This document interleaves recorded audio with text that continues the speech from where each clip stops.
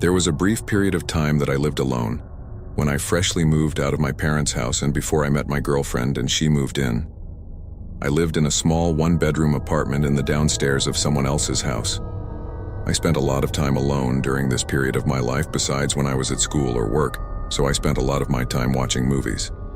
Specifically, I liked watching scary movies pretty often. Even as an at-the-time 21-year-old guy, I still would be a little spooked trying to sleep after watching a scary movie, especially living alone in that apartment. Every time I did, I would look around the room. At a few points, I would even turn the bedside lamp on just to check around the room. The tenant upstairs wasn't home that night as his car wasn't in the driveway, so the sounds I was hearing couldn't have been footsteps upstairs or anything like that. My nerves were really starting to set in at one point because I just kept hearing noises and, to be honest, I couldn't tell from where in the house they were coming from. I got up to head over to the door of the bedroom and opened it. Outside of my bedroom was a very narrow hallway which had a door to the bathroom, and then at the end of the hallway opened up to the living room. At the end of this hallway, though, like a scene right out of the movie I had watched not even an hour earlier, there was someone standing at the far end of the hallway right by the kitchen. The moonlight from outside coming into the bedroom windows and the windows in the living room was enough to see her, this woman, looking right back at me. She started to walk backwards while still facing me. I didn't care, though. I still screamed and backed into my room before slamming the door shut and locking it. She didn't come running over and pounding on the door or anything like that. Instead, I heard running up the half flight of stairs to the exit of my apartment, and then the door slammed shut. I was frozen in shock for at least 10 minutes before I felt okay to take my phone and leave the bedroom to check the apartment. It didn't take long. It was a small apartment with not many hiding places. It was empty. I rushed to lock the door, wondering who that could have been and how they got in. I didn't call the police, I couldn't tell you why. But the next day, I called the landlord and told him about it. He made a phone call to the upstairs tenant, and what I learned shocked me. The woman that broke into my apartment was an ex-lover of the man who lived upstairs, a crazy one at that. After finding his address somehow, she broke into the wrong part of the house, my apartment. The upstairs tenant came down to my door and apologized to me that following day, but I never got much detail from him or the landlord. I still wonder what that woman was planning on doing to him.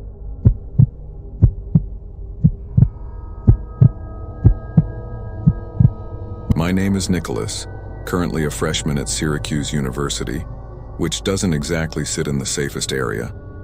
I just went through a breakup with my first girlfriend, so I started getting back into the online dating scene. I was using that Hinge when I found some blonde girl named Stephanie who I really connected with. She also went to Syracuse. We both liked to read, go to the movies. We even had the same sense of humor. I suggested we go on a movie date, and she said she'd love to. She told me to meet her at some specific point near campus and she'd pick me up. So, around 9 o'clock, I waited on some corner of a normal neighborhood block, waiting for Stephanie. She asked me to share my location with her, and so I did. A few minutes later, I saw a car turn down the street and start approaching me. Then it stopped in front of me and the driver rolled down the window. It wasn't Stephanie though, but some old random guy. He asked what I was doing alone out here, which was insanely weird. First of all, that I said I was waiting for someone. He asked if I was waiting for Stephanie, and I said, yeah. How'd you know? He said he was Stephanie's father and told me to hop in so he could give me a ride to her. I took a good look at him, and he looked a little old to be her father, to be honest. I'm no idiot when it comes to sketchy situations, so I said in a firm voice, "Why didn't you tell me you'd be picking me up?" He claimed he didn't trust a random guy meeting up with his daughter and wanted to meet me first. I took another good look at the man and didn't say anything. I simply started walking away in the opposite direction from where his car was facing. He started yelling, "Hey, hey," sounding surprised that I was just walking away like that. But I've heard way too many kidnapping stories to know where this could potentially go. I heard the guy's car moving and I turned to make sure he wasn't doing a U-turn to follow me. I breathed a sigh of relief when he drove straight and turned left out of sight. I continued walking down the block towards campus. I got to the corner of the block. I was just about to make a turn when I noticed what I was pretty sure to be the same car the man was driving, just parked on the side of the road with the lights shut off. I briefly tried looking into the window as I passed, but the glass was tinted. I tried not making it obvious that I was suspicious and continued walking. I got a text from the so-called Stephanie person saying, "Why didn't you get in the car with my dad?" I ignored the text and continued walking. I kept looking back to see if the car would move. When he got to an intersection in the road, I turned right and then full-on booked it in the direction of campus. Surprisingly, I wasn't followed. I made it back to campus out of breath, started walking to my dorm building. I felt like I heard footsteps following me, though I thought maybe I was being paranoid. When I heard a piece of broken glass being kicked by someone's shoe, I knew I was being tailed. I made a point of ducking down behind a van and stopping to give me time to listen for where the footsteps were coming. They were a few cars away from me. I remembered I never stopped sharing my location with Stephanie, or should I say that man. I saw him. He was that old man. He was approaching from between two cars across from me. He yelled something that I didn't fully understand, but it sounded like he said, "Come back and I'll take you to her." He had to be like 60-something. There's no way he would catch me if I sprinted. I lost him easily when I ran and made it back to my dorm room. My roommate wasn't there, so I had no one to talk to about it. But when I laid in my bed, I got another text from that man, and it was shocking. He said, "You a little piece of shit. You're lucky you got away. I would have strangled your ugly ass." I still have the screenshot. I replied saying, "Thanks for the threat. It's going straight to the police." And I blocked his number. I still have the conversation saved as evidence, and I plan on going to the police with it eventually. Hopefully they are able to do something about it.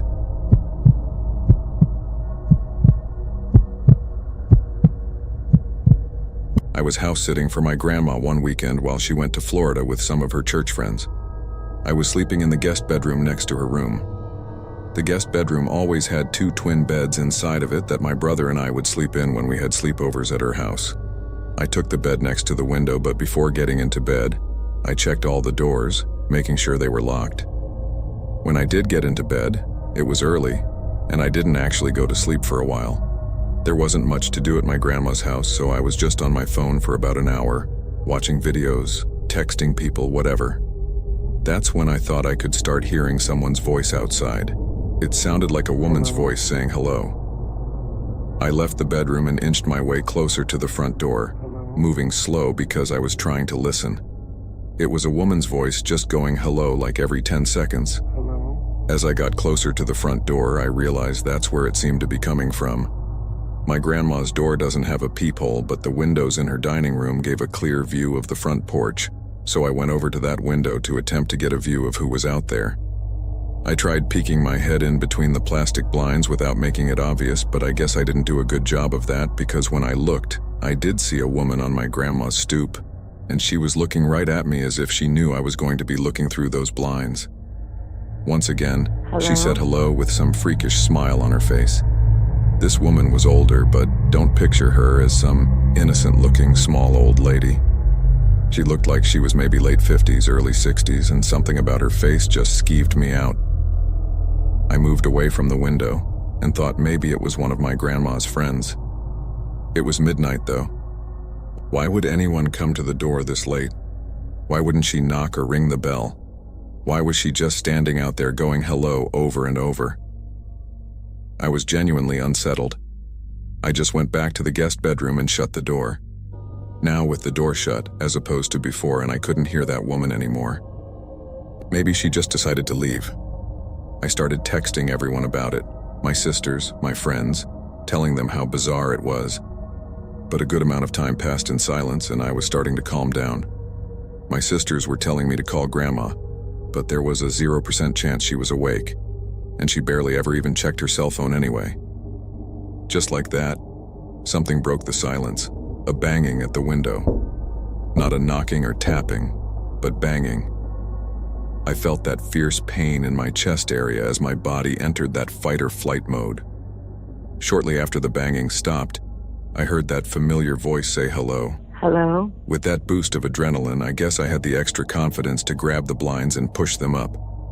There I was, face to face with this horrifying older lady, with only a thin layer of glass between us. I screamed at her smiling, gross face, "I'm calling the cops!" I pulled the blind back down and ran back outside to the living room. I looked around the house, then ran upstairs to lock myself into the upstairs guest bedroom. I didn't want to actually call the cops. I don't know why. I wanted to just wait it out. I crawled into the bed in the upstairs guest bedroom and tucked myself under the covers. A couple of hours later, I was still awake, and I finally, only then, went back downstairs to look outside each window. That freaky old lady seemed to be gone. The next morning, I called my grandma and told her what happened. She started yelling into the phone, clearly panicking and distressed. She told me how a few days earlier she was being watched in the grocery store by some woman about 10 years younger than her, who just kept smiling at her for no reason. I told her to calm down. I didn't entirely know whether to correlate the two or not. But when we eventually got off the phone with each other, I did have to give it a second thought. My grandma is 75. She has lost a bit of her wits, so I do have to take some of the things she says with a grain of salt. But the way she yelled into the phone about the woman in the store really gave me the chills. I still wonder if it could have been the same person.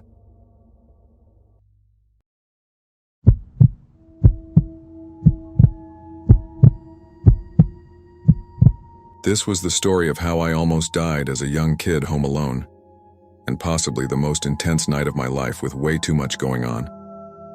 We're a family of 5. I was at the time 17, my older brother 22, and my little sister was 5. It was a Friday night.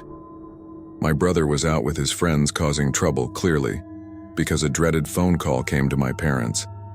All I remember was I was in my room playing a Star Wars video game when I heard my mom start freaking out crying.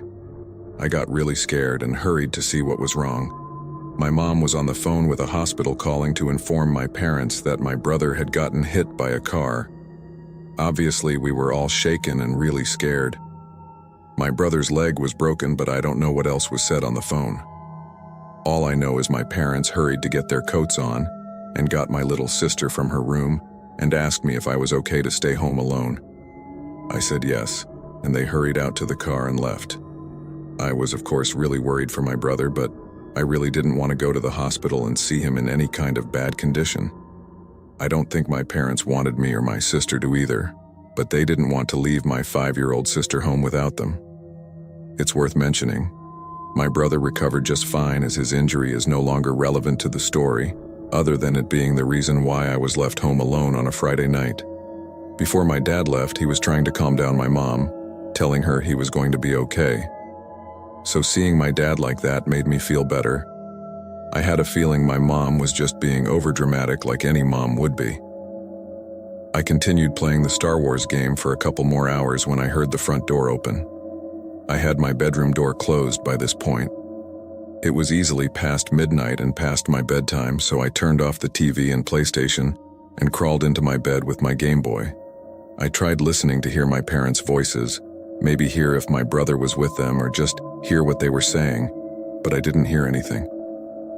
After a few minutes of not hearing them even come up the stairs, I had a feeling something was wrong. I went to my door and quietly opened it, then walked over to the ledge and banister that overlooked the living room. The lights were off, but there were 3 tall people standing in my living room. They weren't my family.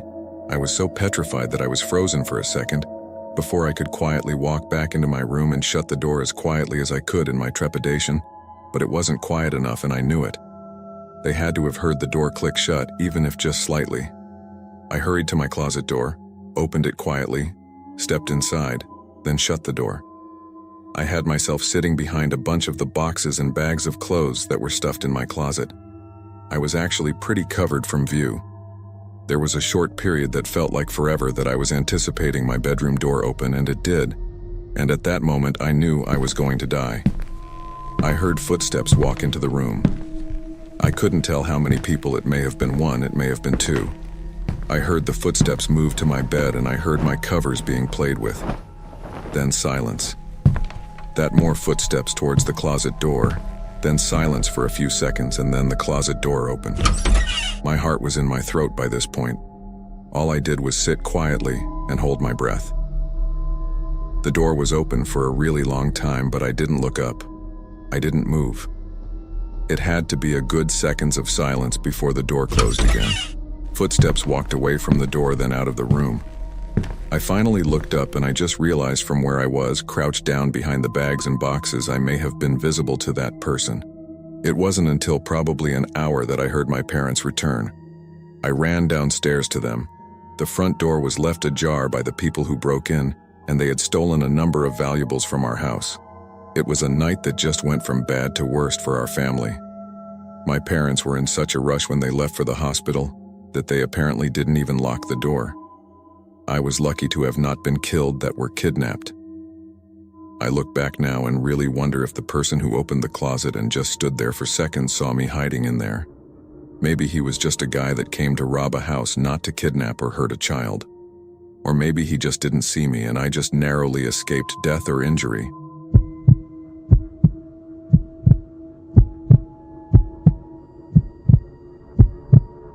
I was left home alone a lot as a kid, just due to the fact that my mom was single for a good chunk of my upbringing, and she worked as an RN on a crappy RN schedule, and my brother went away to college.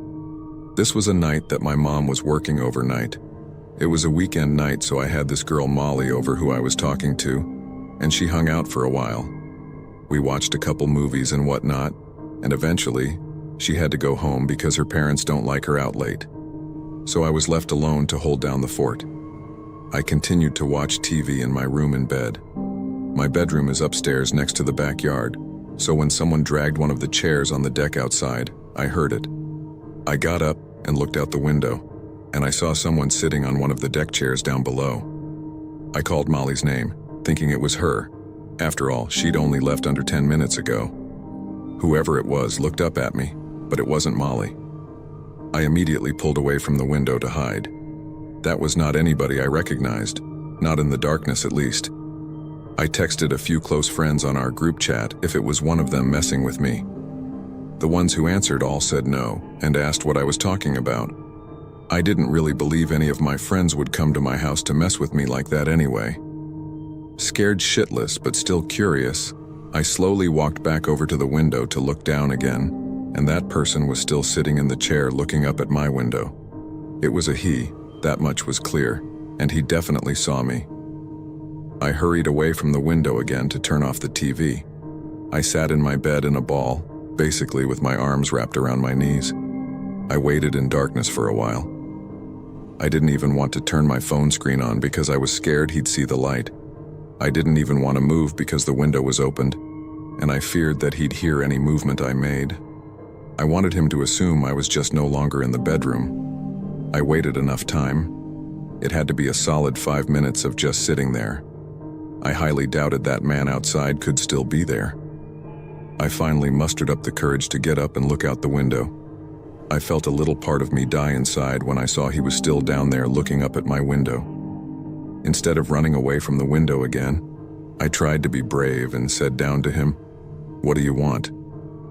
I then noticed his shoulders started to go up and down as if he were laughing really hard, but he didn't make any kind of audible laughing sounds.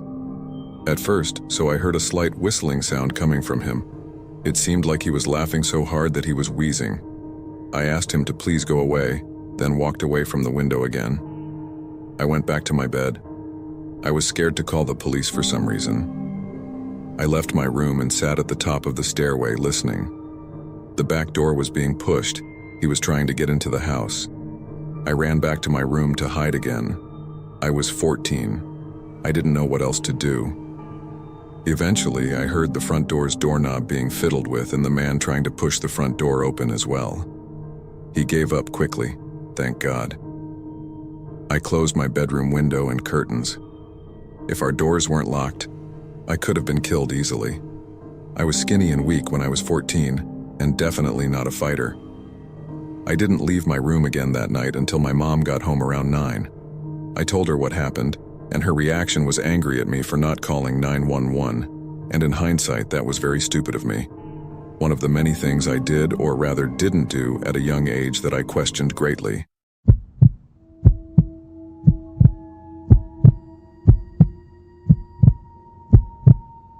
I am 30 years old and share a house with my sister. It's a 2-floor house, a mother-daughter house, meaning it has 2 kitchens. My sister takes the downstairs, I take the upstairs. My sister isn't home a lot because she often stays with her boyfriend who lives 20 miles away. Like I said, I'm 30. I shouldn't let being home alone ever freak me out. But admittedly, sometimes it does. This happened on a night that I was home alone in my living room watching a scary movie. My part of the house is an open layout, so the living room, dining room, and kitchen are all one big space. My couch is in the middle of the space, so as I watch TV on the couch, my back is to a large part of the room behind me. So for those a little more easily spooked, it wouldn't be the most comfortable place to be sitting alone watching a scary movie. I'll admit, as I watched in the dark room with nothing but the light from the TV to cancel the darkness of the room, I found myself glancing over my shoulder a lot. I like to think I'm not the only 30-year-old male that does that. But anyway, after the movie, I brushed my teeth, turned off all the lights in the house, then went to sleep. My sleep lasted for about 2 hours. I woke up around 1 a.m. and I wasn't sure why I woke up at first. Then I heard a voice downstairs. It sounded like my sister. It sounded like she was inside the house, so it's not like she was calling for me to open the door, but still, I knew it was my sister's voice. I didn't know what she was yelling up to me though, but I was still groggy and not thinking straight. All I could think was that she must have been calling for me or arguing with her boyfriend, so I got out of bed and went into the pitch-black hall. I turned on the hallway lights, and then made my way through the living room and heard my sister's voice again from downstairs. Now I could understand her to be saying my name. I made my way downstairs in the dark, yelling back at her, "What is it?" I looked for the light switch in the foyer downstairs but couldn't find it.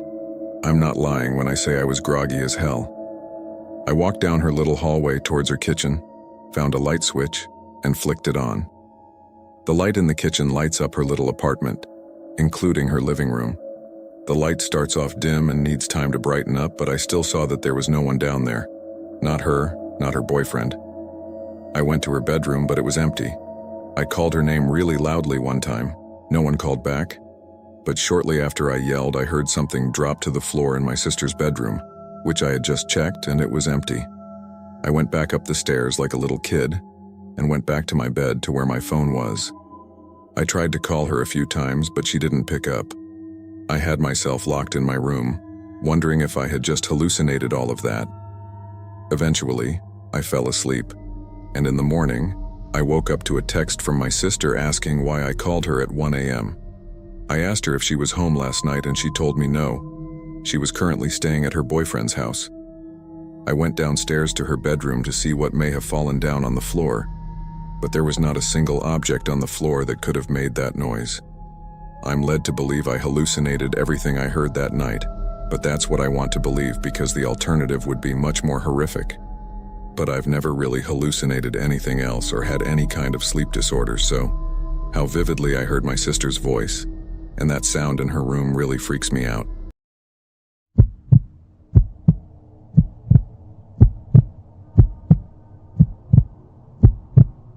It was supposed to be one of, if not the last delivery of the night for me.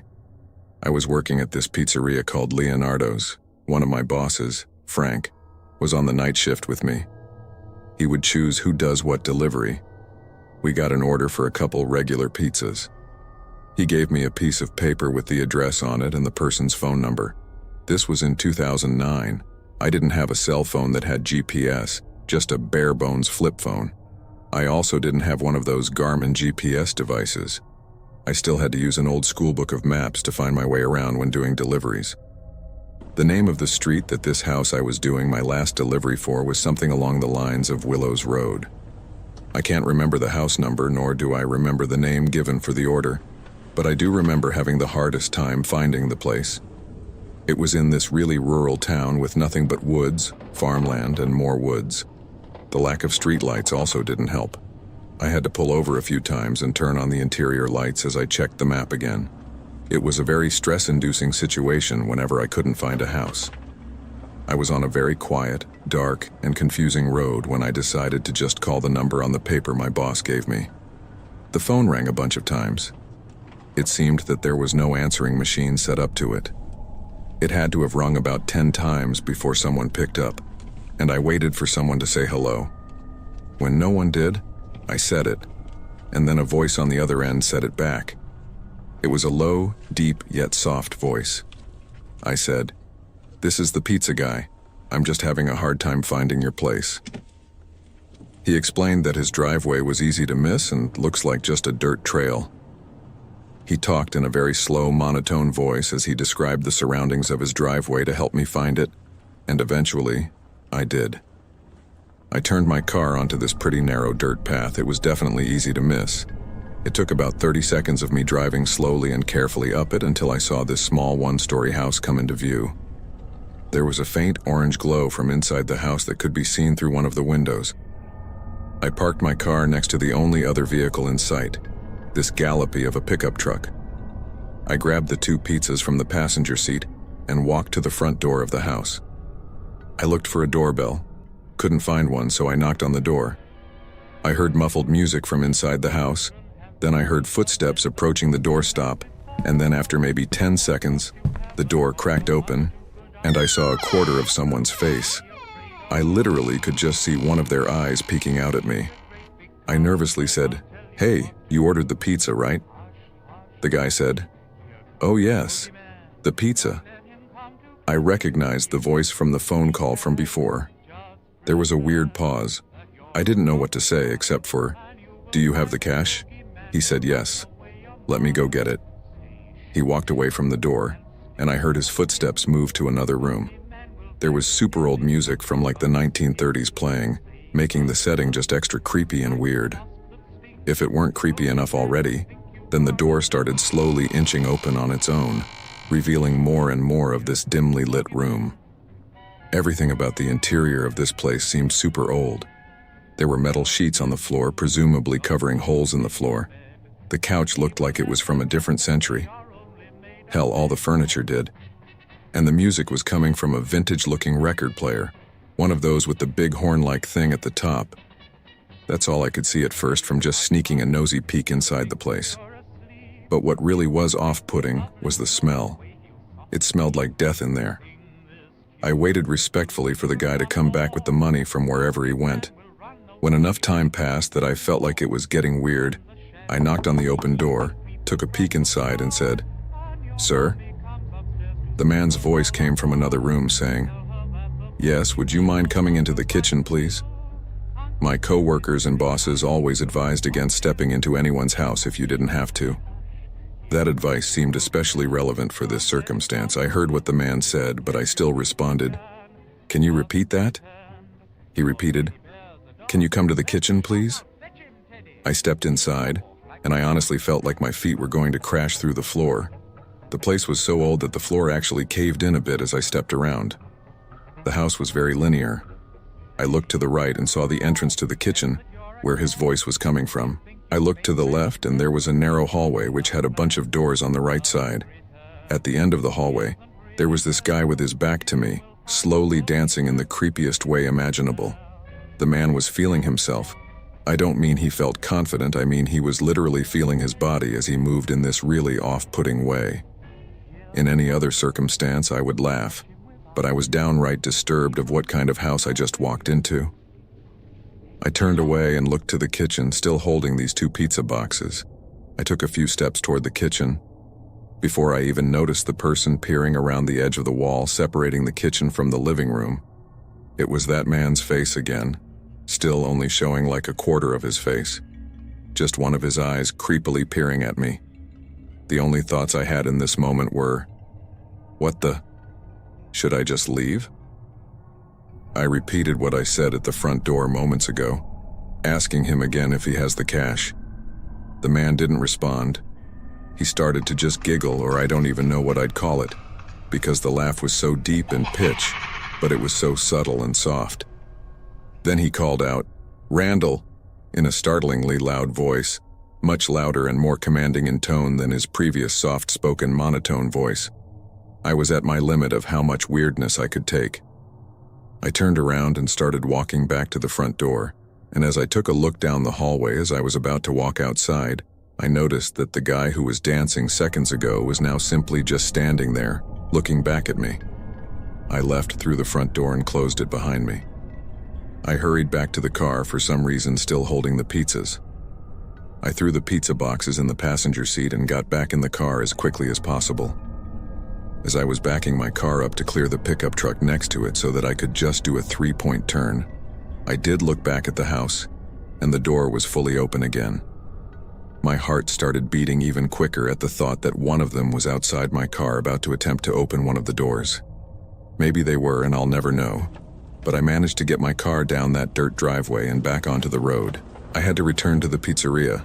I called Frank to let him know what happened. He wasn't mad at me. When I got back to the pizzeria, everyone left. When I told them what happened, I can honestly see how it sounds like a funny situation when explaining it to others. But it was not funny in the moments. Whatever was going on in that house wasn't normal, and I don't think they had any intentions of buying pizza. I've had multiple dreams where I would see that man's face just peeking around from behind a wall. After that, I didn't enter anyone's houses or apartments while doing deliveries.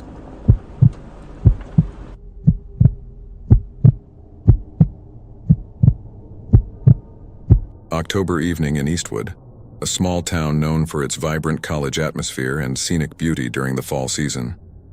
The air was filled with a crispness that whispered of changing leaves and approaching winter. Working as a bicycle delivery person for Speedy Subs at 19 had its moments, especially in Eastwood, where the college crowd meant busy nights and good tips. But on this particular night, things took a turn toward the unexpected. The last order of my shift was to a quiet house on Maple Lane, a familiar route near Eastwood College where I had delivered many times before. Yet, something felt off as I made my way through the unusually dark streets. Arriving at the destination, I immediately felt an eerie stillness, a stark contrast to the usually bustling town. My attention was drawn to a shadowy figure lurking in the bushes across from the house, a sight that set my nerves on edge. Convincing myself it was just the late hour playing tricks on my mind, I approached the front door, the crunch of gravel under my tires piercing the silence. No answer came from my ring, and the figure across the street seemed to be ominously still. Ignoring the growing unease, I knocked on the door again, louder, hoping for anyone to answer. Suddenly, the figure darted towards me, their intentions unclear but unmistakably threatening. Adrenaline flooded my system, propelling me into action. Without a second thought, I abandoned the delivery and dashed for my bike, the sound of my pursuer's steps a terrifying motivation. My only goal was to reach the safety of the brightly lit streets and the familiarity of Speedy Subs. I took a shortcut down a dark path, my heart pounding in my ears, the sounds of pursuit gradually fading. Only when I saw the welcoming glow of the store did I allow myself to slow down, bursting through the door to a crowd of concerned co-workers. After explaining what had happened, we called the local police, but their search turned up empty, leaving us with more questions than answers. The encounter left a lasting impression on me, teaching me the importance of vigilance and the understanding that danger can appear even in the familiar of places. From that night on, I promised myself to always be cautious, especially on late-night deliveries.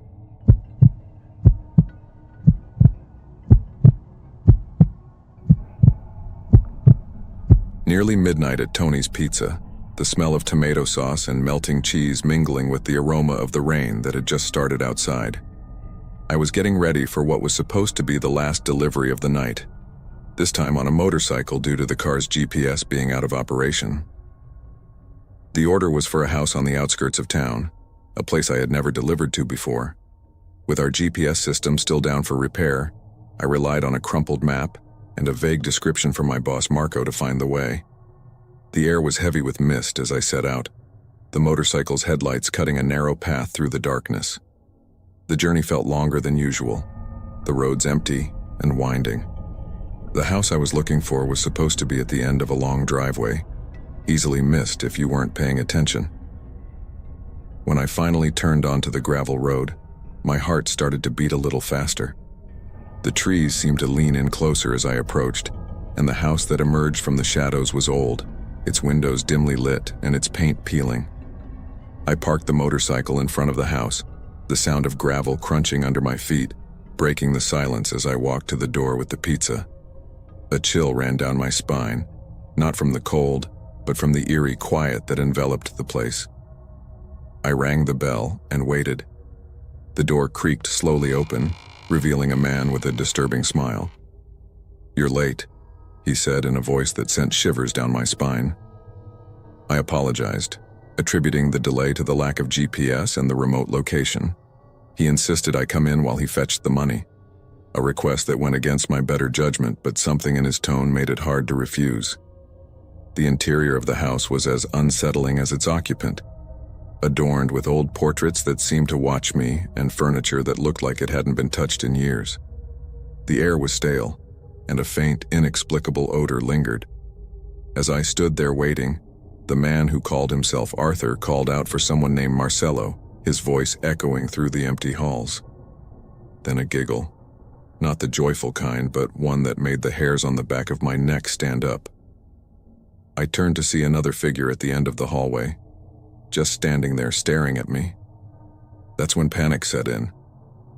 Arthur returned, but something in his demeanor had changed. He was almost giddy as he handed me the money, his eyes gleaming in a way that turned my stomach.